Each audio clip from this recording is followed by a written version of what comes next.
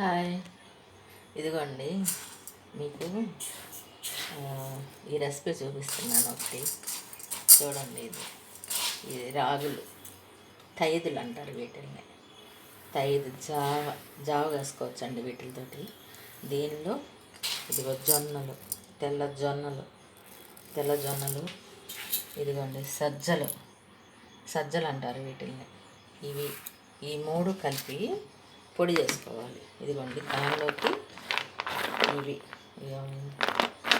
బాగుంటాయండి. బాదం పప్పులు చాలా బాగుంటాయి. కాసిన జీడిపప్పు ఇదిగోండి ఒక 10 యాలక్కాయలు. దీంతో పొడి కొడతానండి. పొడి వేస్తాను.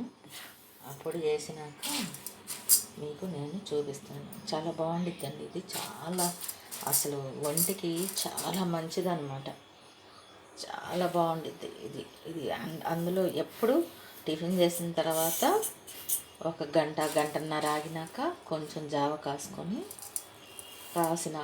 కాసుకొని దానిలో పాలు పోసుకొని తాగాలి. చాలా మంచిదండి. అసలు చాలా బాగుండిద్ది. చూడండి, ఇవి చూడండి, బాదం పప్పులు చాలా మంచిదన్నమాట. బాదం పప్పులు, జీడిపప్పు ఇవన్నీ వేస్తే ఇదేంటంటే స్మెల్ కోసం అన్నమాట. దీనిలో ఇంకా కోసమే ఇంకేదన్నా వేసుకోవచ్చండి. ఇంకొక రకం కూడా వేసుకోవచ్చు. అవేంటంటే నేను ఈ 3 రకాలే వేసి మిక్సీలో వేస్తాను. పొడి వేసిన తర్వాత మీకు చూపిస్తానండి. ఇదిగోండి, చూడండి, ఇవి బాదం పప్పులండి. కొద్దిగా వేయించుకోవాలి. బాదం పప్పులు అంటే పచ్చిగా ఉంటాయి కదా, అవి మళ్ళీ ఆ రవ్వ అది పిండి మళ్ళీ బాగోదండి. అందుకని కొద్దిగా వేగించుకోవాలి.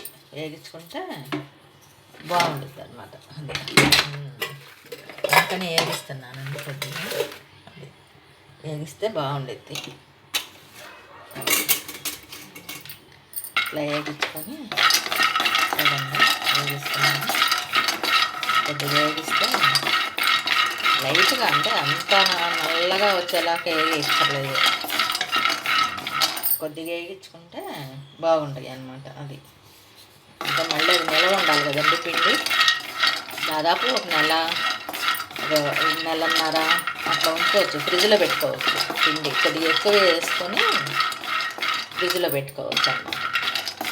చాలా హెల్దీ ఉంది ఇది. చిన్నపిల్లలకైతే ఎంత మంచిదో, భలే మంచిదండి. చిన్నపిల్లలకి 10 ఏళ్ల వయసు, 60 ఏళ్ళ వయసు వాళ్ళు కూడా తాగచ్చు చక్కగా. కాసిన పాలు వేసుకొని కొంచెం బెల్లం వేసుకొని రేపు మీకు కాసి చూపిస్తాను ఎట్లా చేసుకోవాలో. మీరు చూద్దరు కానీ చాలా బాగుండిద్దండి. చాలా హెల్దీ ఫుడ్ ఇది. ఇదిగోండి చాలు. దీనిలో కూడా ఈ జీడిపప్పు వేసుకోవాలి. జీడిపప్పు వేసుకొని కొంచెం ఇది కూడా అట్లానే వేగించుకొని ఇదిగోండి పిండి వేసాను. చూసారా అట్లా ఉందో పిండి. చాలా బాగా వచ్చింది. అంటే కొంచెం మనం మిక్సీలో వేసేసుకొని జల్లించుకున్నాం అనుకోండి బాగుండిద్ది. మనకి మరకేపించామనుకోండి మెత్తగా అయిపోయి చేతులకి చుట్టుకుపోద్ది అన్నమాట. అసలు బాగోదు. అట్లా ఉంటే బాగోదండి. అందుకని మిక్సీలో వేసాను. మిక్సీలో వేస్తే బాగుండిద్ది. అది చూడండి ఎట్లా ఉంది పిండి.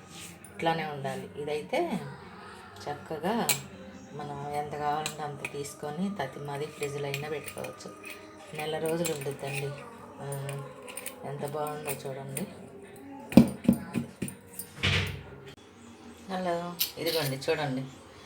దీనిలో ఇట్లా పాలు పోసుకొని చక్కగా కలుపుకొని తాగాలండి. అంటే మనం తాగే దాన్ని బట్టి పోసుకోవాలి.